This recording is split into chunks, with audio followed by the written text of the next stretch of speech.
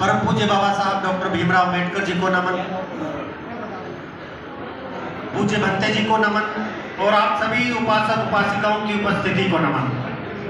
आज बाबा साहब की जयंती जहाँ पे मनाई जा रही है और ये पूरा पखवाड़ा पूरे देश में बाबा साहब 14 अप्रैल से लेके पूरे महीने तक जयंतियाँ मनाई जाती हैं। और एक चीज मैं इस दिन अपनी बात रखने से पहले कहना चाहूँगा कि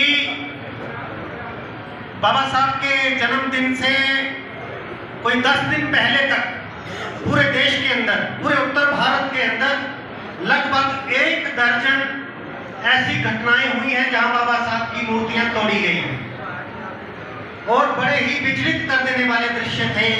गोदी मीडिया तो दिखाता नहीं है, सोशल मीडिया के माध्यम से हम लोगों को पता चलता है।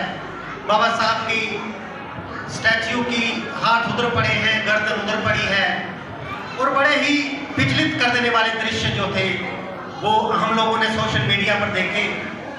तो मैं पिछले 10-15 दिनों से ये सोच रहा था कि आखिर वजह क्या है, आखिर बाबा साहब ने इस देश के लोगों का बिगाड़ा क्या है कि उनके जन्मदिन से पहले उनकी मूर्तियों को इस तरह से तोड़ा जाता है। मैं इसके कारण खोज रहा था तो मुझे मोटे तौर पे 2 कारण इसके नजर आए। पहला कारण कि इस देश के मनुवादी लोगों के लिए जिंदा अम्बेडकर की बजाय मरा हुआ अम्बेडकर ज्यादा खतरनाक साबित हुआ है। शायद इसीलिए उनकी मूर्तियां तोड़ी जाती है। जिंदा अम्बेडकर की बजाय मरा हुआ अम्बेडकर कैसे खतरनाक साबित हुआ है, एक छोटे से उदाहरण से अपनी बात रखूंगा, फिर आगे बढ़ूंगा। कि बाबा साहब के लिखे संविधान से पहले इस देश में मनुस्मृति लागू थी और मनुस्मृति के अनुसार इस देश का विधान चलता था। तो मनुस्मृति में लिखा है कि अगर 2 गांवों के बीच जमीन को लेकर विवाद हो जाए तो उस विवाद के निपटारे के बारे में जहां पे लिखा है कि जो अछूत होगा उसकी गवाही भी नहीं दी जाएगी। मतलब मनुस्मृति हमें गवाही देने के योग्य भी नहीं समझती थी। और बाबा साहब डॉक्टर अम्बेडकर जब भारत के संविधान की ड्राफ्टिंग कमेटी के चेयरमैन बने, उन्होंने संविधान शिल्पी के रूप में संविधान की व्यवस्था की। तो जिन लोगों को मनुस्मृति गवाही देने के काबिल भी नहीं समझती थी, उन लोगों के लिए ऐसी व्यवस्था कर दी कि अगर वो चाहें तो अपनी योग्यता से, अपनी मेहनत से इस देश के सुप्रीम कोर्ट के चीफ जस्टिस बन सकते हैं।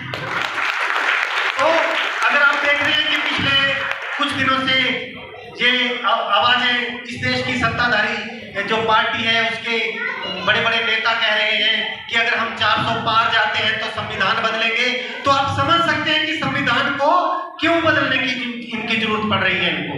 तो बाबा साहब की मूर्तियां इसलिए टूट रही हैं क्योंकि जिंदा अम्बेडकर की बजाय मरा हुआ अम्बेडकर इस देश के मनुवादियों के लिए ज्यादा खतरनाक साबित हुआ है, पहली बात। और इस बात की दूसरी वजह मुझे माननीय कांशीराम साहब के भाषणों में मिली कि बाबा साहब की मूर्तियां क्यों टूटती हैं।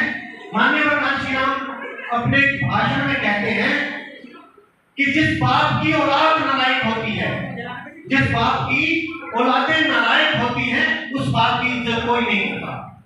तो आज अगर बाबा साहब की मूर्तियां हमारे पूरे होशो हवास के बीच हमारे आंखों के सामने अगर टूट रही हैं और उनके जन्मदिन से पहले टूट रही हैं, तो इसका मतलब कहीं ना कहीं हम अपने बाबा साहब के नालायक बच्चे साबित हुए हैं।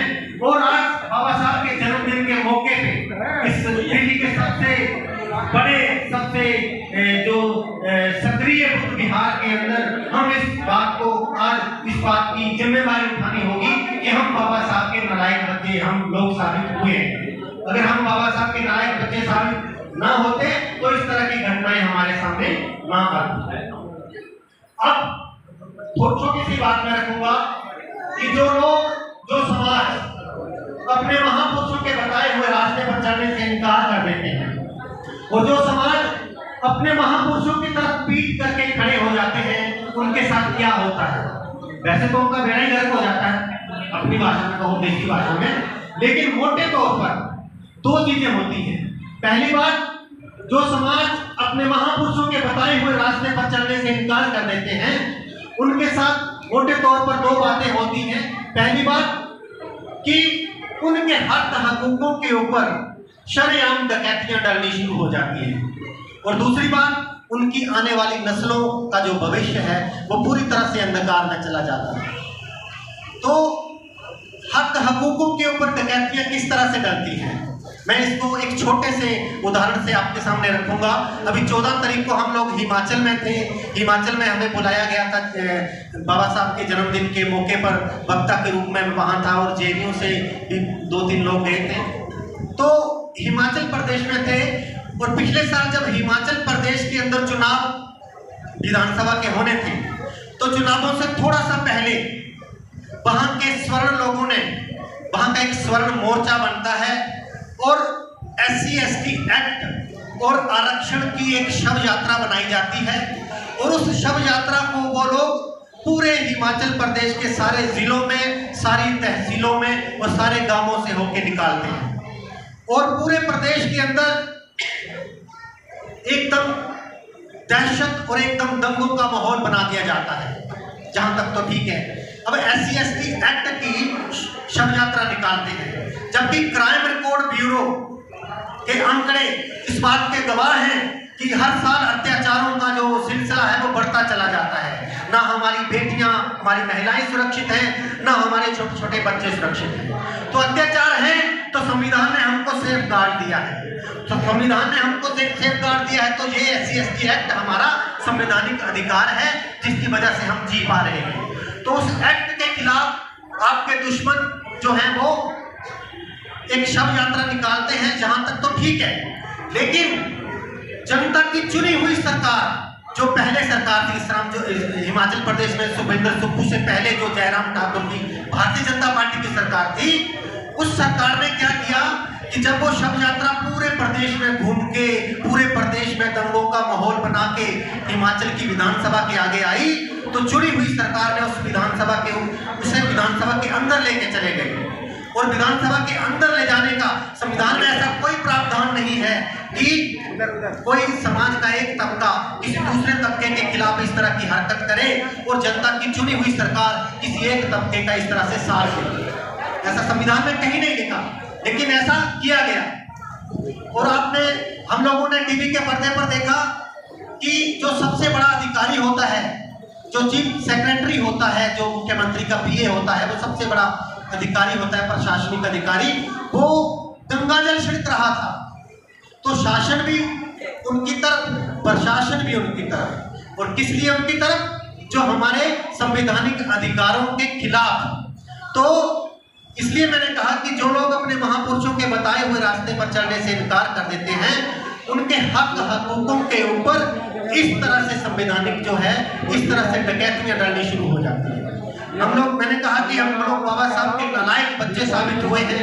हम लोग बाबा साहब को अपने घरों में, अपने परिवारों में, अपने समाज में, अपने देश में उसकी विचारधारा को नहीं फैला पाए, इतने नालायक हुए। इसको एक छोटे से उदाहरण से समझेंगे कि इस देश में, इस दुनिया में एक बहुत बड़े विचारक हुए हैं कार्ल मार्क्स, और जब 1857 की क्रांति चल रही थी, तो कार्ल मार्क्स इसी देश के अंदर एक पत्रकार की हैसियत से काम कर रहा था, और अपनी जिंदगी के अंतिम समय में वो यूरोप चला गया, और उसने वहां जाके एक बहुत बड़े विचार को जन्म दिया। उस विचार को जन्म दिया जिसे आज पूरी देश की यूनिवर्सिटियों में, पूरी दुनिया की यूनिवर्सिटियों में पढ़ाया जाता है, एक मार्क्सवादी विचारधारा के रूप में।